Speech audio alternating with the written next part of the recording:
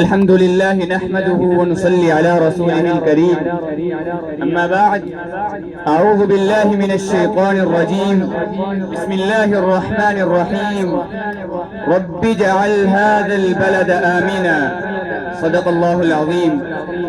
عام حریت کا دیکھا تھا جو خواب اسلام نے، عام حریت کا دیکھا تھا جو خواب اسلام نے، اے مسلمان آج تو اس خواب کی تعبیر دیکھ.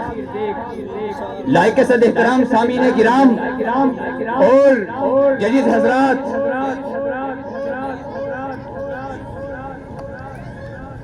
پنجرے سے آزاد ہوتے ہی پرندوں کی اونچی اڑان، تڑپتی مچھلی کی پانی میں جاتے ہی غوطہ زنی، سرکس کی بجائے گھنے جنگلوں میں شیر کی گونجتی دھار، اور تعطیلات کے آغاز میں ان معصوم مکھروں پر پھیلی مسکان میرے لیے آزادی کا مفہوم آسان تر بنا دیتی ہے.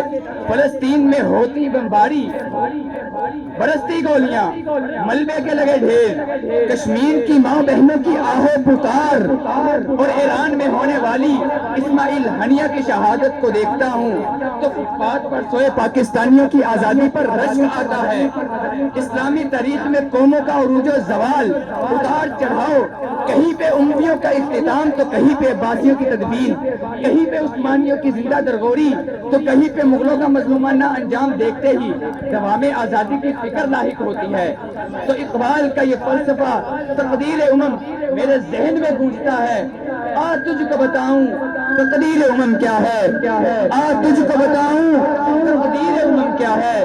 شمشیر ثنا اول طاؤس ارباب آخر ارباب علم دانش.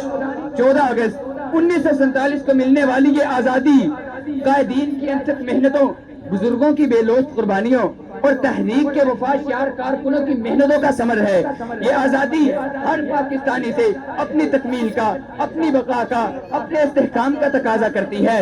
یہ آزادی درباروں، درگاہوں، قبروں، پیروں اور فقیروں کی غلامی سے نجات حاصل کر کے پاکستان کے مطلب لا الہ الا اللہ کے عملی نفاذ کا تقاضا کرتی ہے. یہ آزادی سیاسی پارٹیوں کے اختلافات کو ختم کر کے، مذہبی جماعتوں کے تعصب اور فرقہ واریت کو دفن کر کے واعتصموا بحبل اللہ جمیعا کے تحت اتحاد کا درس دیتی ہے. یہ آزادی فَإِن لَمْ تَفْعَلُوا فَأْذَنُوا بِحَرْبٍ مِّنَ اللَّهِ، اللہ سے لگی جنگ، سود کے خاتمے کا مطالبہ کرتی ہے. یہ آزادی تو شریعت اسلامیہ کے نفاذ اور حاکمیت الہی کی صورت میں الحکم الا للہ کی عملی تصویر چاہتی ہے. یہ آزادی طلب العلم فریضۃ علی کل مسلم کے تناظر میں ہر شہری کو تعلیم، ایک مہذب معاشرہ قائم کرنے کا سبق دیتی ہے.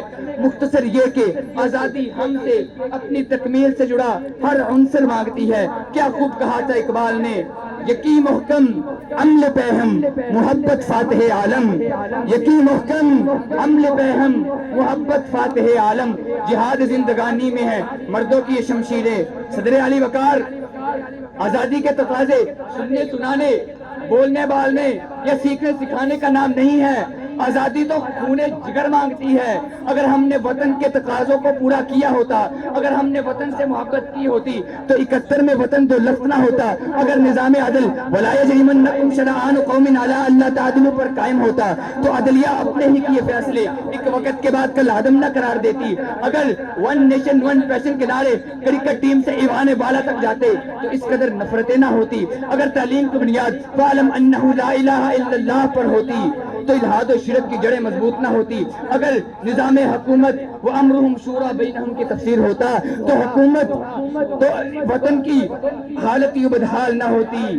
کیا خوب کہا تھا غالب نے، جل اٹھے دل کے پھپھولے سینے کے داغ سے، جل اٹھے دل کے پھپھولے سینے کے داغ سے، اس گھر کو آگ لگ گئی گھر کے چراغ سے. عزیزان من، حکومت، عدالت، قانون، نصاب تعلیم، ایوان بالا کی باتوں کو ایک طرف رکھیے، اپنے گریبان میں جھانکیے، اپنے پر غور کیجئے. ہم نے تعمیر وطن کی خاطر کیا کیا ہے؟ ہمارے کیریئر میں کوئی ایسی جد و جہد، ہماری منصوبہ بندی میں، ہماری فیوچر پلاننگ میں کوئی ارادہ، کوئی عزم جو پاکستان کے لیے ہو؟ تعمیر وطن، اصلاح وطن تو بڑی بات، ہم تو رہبر و راہزن میں فرق نہ کر سکے، ہم تو دوست اور دشمن کی پہچان نہ کر سکے. ہم نے تو اپنے محسنین کو نہیں پہنچایا، ہم نے تو اپنے محسنین کو ہی نہیں پہچانا. اپنی غفلت کی یہی حالت اگر قائم رہی، اپنی غفلت کی یہی حالت اگر قائم رہی، آئیں گے غسال کابل سے، کفن جاپان سے.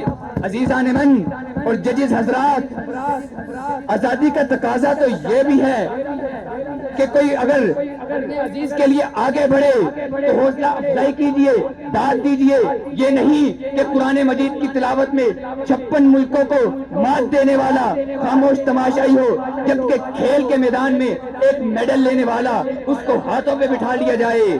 آئیے حب الوطنی کے دعووں کو ثابت کیجئے، اپنے اہداف میں اصلاح وطن کو مقدم کیجئے اور اس وطن کے تقاضوں کو پورا کرنے کے ساتھ ساتھ اپنا تن من دھن قربان کر دینے کا پختہ عزم کیجئے، کیونکہ لانی ہے چمن میں اگر لالی، لانی ہے چمن میں اگر لالی تو خون جگر ارزاں کر دو، یوں فقط ماتم کے خزاں سے تخلیق بہارا کیا ہوگی۔ وآخر دعوانا ان الحمد للہ رب العالمین۔